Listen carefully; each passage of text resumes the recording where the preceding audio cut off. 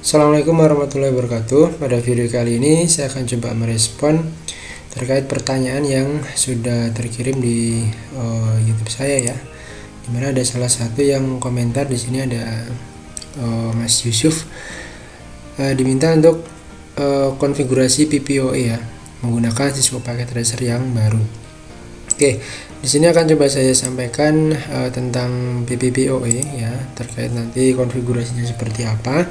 Tetapi sebelumnya, karena materi ini cukup panjang sebenarnya ya, jadi saya coba sampaikan dulu perbedaan antara PPP dan PPPoE ya, khususnya nanti di perangkat Cisco. Nah oke, kita langsung saja mulai untuk pembahasannya. Jadi nanti kalau memang misalkan dari saya ada kesalahan, mohon dikoreksi karena kita di sini sama-sama belajar ya. Oke, kita mulai dari definisi PPP ya. PPP atau singkatan dari point to point protokol ya. Jadi definisi dari PPP sendiri itu merupakan protokol data link. Perhatikan di sini, yaitu merupakan protokol data link. Dimana data link ini kan dia berada di layer 2 ya, kalau di OSI layer itu, yang biasanya digunakan untuk membangun koneksi langsung antara dua node atau dua klien. Nah, karena dia berada di protokol data link, maka dia nanti akan lebih bekerja kepada frame-nya ya, atau tipenya adalah tipenya yang frame. Nah, PPP ini banyak diimplementasikan dalam jenis jaringan fisik ya, diantaranya ada kabel serial, kemudian saluran telepon atau dial-up, dan juga serat optik. Nah, yang membedakan di sini memang antara PPP dan PPPoE ini adalah terkait dengan implementasi dalam jaringannya ya. Kalau PPP kan lebih kepada kabel serial, kemudian kabel telepon, tapi kalau PPPoE dia sudah menggunakan Ethernet ya. Bedanya di situ. Kemudian biasanya digunakan oleh ISP ya untuk memberikan akses internet ke pelanggan melalui koneksi dial-up atau biasa disebut sebagai broadband. Nah, itu sedikit gambaran tentang PPP. Jadi suatu protokol yang memang dia bekerja di data link, kemudian dia digunakan memang dasarnya adalah untuk membangun koneksi antara dua klien atau istilahnya point to point. Nah, berikutnya tentang PPPoE ya. Nah, kalau ini kan singkatan dari point to point protocol over Ethernet yang melalui Ethernet. Bedanya adalah di sini sebenarnya. Nah, protokol ini dia digunakan untuk enkapsulasi frame PPP dalam Ethernet frame.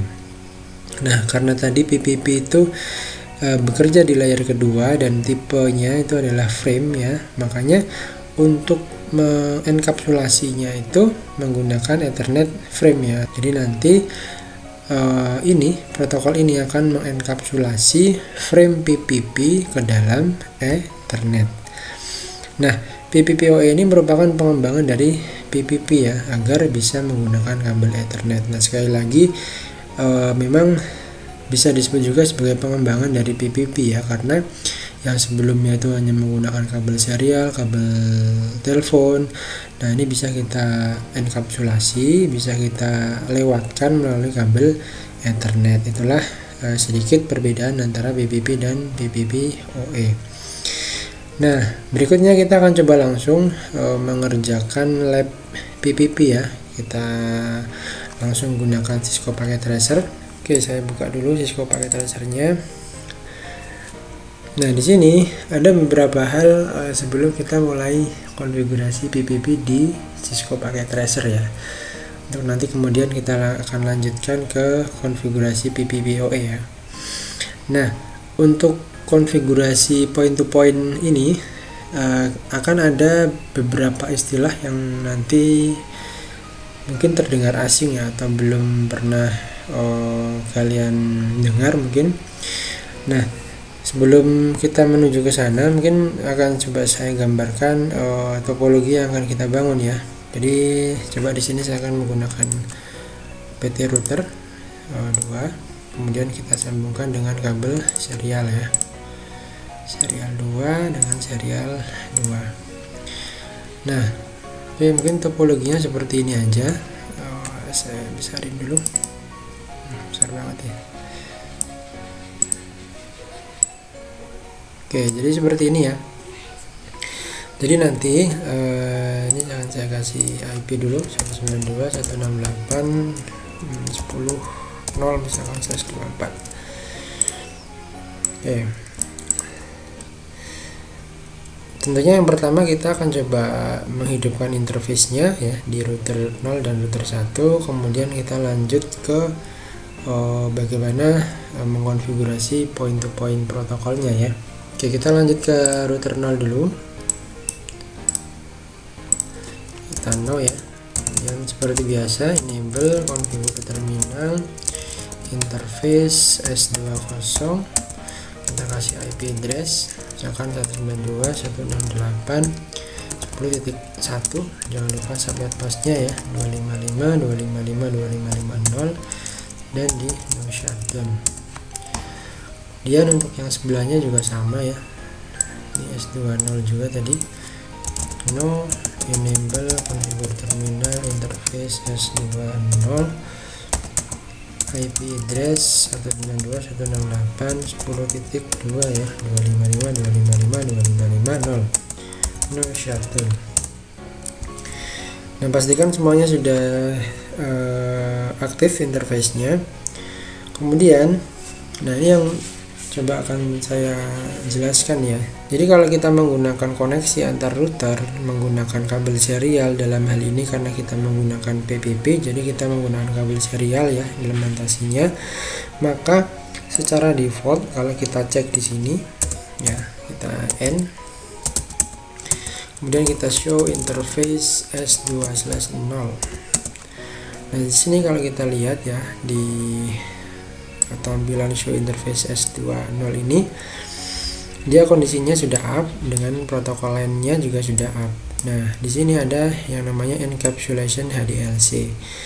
Nah, HDLC ini adalah singkatan dari High Level Data Link Control, di mana enkapsulasi ini merupakan enkapsulasi default yang disediakan oleh Cisco dan sifatnya adalah proprietary ya. Jadi perangkat Cisco itu secara default dia punya enkapsulasi HDLC. Ini bisa kita ubah menggunakan enkapsulasi yang lain ya, diantaranya ada PPP tadi. Nah, nanti untuk enkapsulasi ini akan kita coba ubah ke PPP karena kita akan coba melakukan konfigurasi point to point ya. Jadi nanti pastikan setelah kita ubah ke point to point ini enkapsulasinya juga berubah menjadi PPP ya. Nah, beda halnya kalau kita menggunakan kabel Ethernet atau kabel UTP biasa ya. Misalkan saya contohkan lagi di sini, masih pakai putih router aja. Nah, misalkan di sini ya, kemudian saya pakainya kabel cross misalkan. Nah, kalau kalian perhatikan di sini, ini juga coba saya kasih IP dulu ya biar aktif. Enable configure terminal interface berapa nih? F0/0 IP address misalkan 192.168.21 no shutdown. Kemudian di sini no ya, enable configure terminal interface F0/0 ya. Kemudian IP address 192.168.20.2.255.255.255.255.0 no shutdown. Kemudian kalau kita N yang kita show interface F0/0, maka dia nanti di sini akan menunjukkan yaitu encapsulation-nya ARPA. Nah, beda ya. Kalau kita menggunakan koneksi tipe cross ini ya, kabel UTP ini atau kabel Ethernet, maka secara bawaan untuk perangkat Cisco router ini dia akan menggunakan encapsulation ARPA. Tetapi Kalau kita menggunakan kabel serial, maka secara defaultnya atau secara bawaannya dia menggunakan encapsulation HDLC. Itu sekedar untuk pengetahuan aja. Jadi kita fokus ke sini aja ya, yang pakai kabel serial. Kita lihat aja. Oke, berikutnya setelah kita aktifkan interface dan juga kita membuat IP di masing-masing interface-nya ini, berikutnya adalah kita akan coba memberikan username dan password. Kenapa? Karena nanti pada saat kita konfigurasi PPP itu kita akan coba memberikan yang namanya authentication ya, authentication. Jadi salah satu fitur PPP itu dia mempunyai fitur authentication ya, yang mana itu tidak dipunyai oleh HDLC. Nah, authentication ini itu nanti kita bisa menggunakan yang jenis PAP atau CHAP ya. Nanti mungkin akan saya buatkan video sendiri untuk pembahasan tentang perbedaan antara PAP dan CHAP. Kita akan nanti coba mengimplementasikan encapsulation PPP dengan authentication-nya menggunakan PAP. Oleh karena itu, di sini kita bikin dulu username dan password di setiap atau di masing-masing routernya ya. Konfigur terminal, kemudian username ini R0 aja ya, kemudian password Cisco misalkan. Oke, kita buat juga yang di router sebelahnya. Ini exit, kemudian username R1, password Cisco. Nah, kalau sudah, kita masuk ke konfigurasi PPP nya ya. Jadi kita masuk ke interface nya ini dulu ya, interface S2/0. Nanti akan ada beberapa tahap ya. Yang pertama itu tahap activation, dan yang kedua itu tahap authentication. Nah, tahap activation itu adalah ya seperti ini ya, encapsulation PPP. Inilah yang dimaksud dengan tahap activation. Ya, ini tahap activation. Kemudian di enter. Nah, dia akan down ya, statusnya akan down. Kemudian kita masuk ke tahap authentication. PPP-nya tadi itu akan menggunakan authentication apa? Nah, kalau kita kasih tanda tanya, maka dia akan ada dua pilihan nih, CHAP dan PAP. Nah, dalam hal ini kita akan menggunakan yang PAP terlebih dahulu ya. PPP authentication PAP. Inilah yang namanya proses authentication-nya di sini ya. Ini authentication. Kemudian yang ini activation. Kemudian enter. Nah, kemudian kita deklarasikan lagi ya bahwa nanti PPP-nya itu ya, PPP dengan authentication PAP itu akan send username ya. Kalau ini berarti kita harus mengirimkan username router di sebelahnya. Di router sebelahnya tadi kan ini R1 ya, R1 password Cisco. Nah, lebih seperti itu. Kemudian kita exit. Nah, lakukan hal yang sama di router 1 ya. Ada dua tahap, yaitu activation dan authentication. Kita masuk ke interface-nya terlebih dahulu. Tahap activation yaitu encapsulation PPP, kemudian authentication-nya ya, PPP authentication PAP. Kemudian PPP PAP-nya nanti akan mengirimkan username router sebelahnya yang di sini, berarti R0. Kemudian password Cisco ya. Nah, cukup seperti itu aja untuk konfigurasi encapsulation PPP dengan authentication PAP. Nah, berikutnya apa? Berikutnya adalah tinggal tahap pengetesan. Akan tetapi biasanya dengan Cisco Packet Tracer ini dia akan membutuhkan waktu yang cukup lama ya, atau beberapa saat untuk dia statusnya bisa up lagi di R0. Nah, di R0 tadi kan setelah kita encapsulation PPP dia statusnya down ya, interface-nya. Coba kita cek lagi. Show interface. Oh, nah sudah up nih. show interface S20. Nah, pastikan sebelum kalian melakukan tes itu serial 2 is up dan line protokolnya juga up.